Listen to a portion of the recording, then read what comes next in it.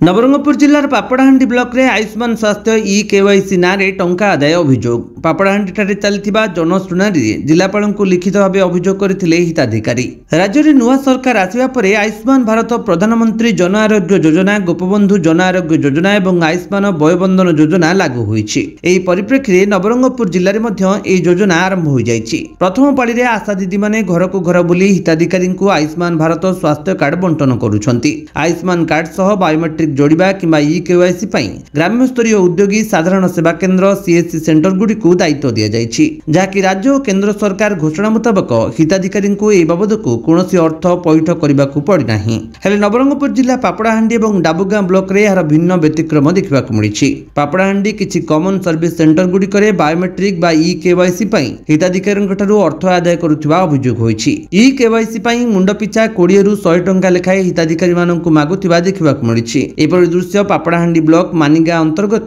राउलगुड़ारे CSC centre खोलिथिबा पुरुषोत्तम जानी मानिगां रो मुसापाला गाँव सह विभिन्न ग्राम को जाई ई केवाईसी करिबा पई मुंड पिछा 20 टंका मागुथिबा निजे प्रकाश करिसंती। ए कामरे तांको स्थानीय आशा दीदी मध्य सहयोग करिथिबा देखबा को मिलिछि। आयुष्मान योजना रे हिताधिकारी को जोड़िबा पई उभय केंद्र और राज्य सरकार संपूर्ण मागणा घोषणा करिथिबा बेले लाभखोर मनोवृत्ति रखी कॉमन सर्विस सेंटर गुडी करी गरीब लोकंकु शोषण करुथिबा अभियोग होईछि। पूर्वरु राज्य सरकार तरफ एक चिठी नंबर 82-15/4/2025 रे प्रकाश पाई जो कि सीधा सड़क कॉमन सर्विस सेंटर गुड़िक आयुष्मान योजना रे कोनोसी प्रकार अर्थ आदाय न करबा को हिताधिकारी मानठारु अन्यथा टंका न मागिबा पई सीधा सड़क मना कर जायछि। जदि एहर अवमानना करा जाय ताहेले कॉमन सर्विस सेंटर खोलिथिबा व्यक्ति मानक परे कार्यानुष्ठान ग्रहण करा जिवो। एही खबर प्रसारण परे जिल्लापाल एवं नवरंगपुर जिला साधारण केंद्र परिचालक मुख्य एमडी आनिस राउलीगुड़ा सीएससी सेंटर पुरुषोत्तम जानी उपरे कोन कार्यानुष्ठान ग्रहण करिवे ताहा देखिबाकू बाकी रहिला। नवरंगपुर गगन गंतायत रिपोर्ट विश्व विजयी न्यूज ओडिशा।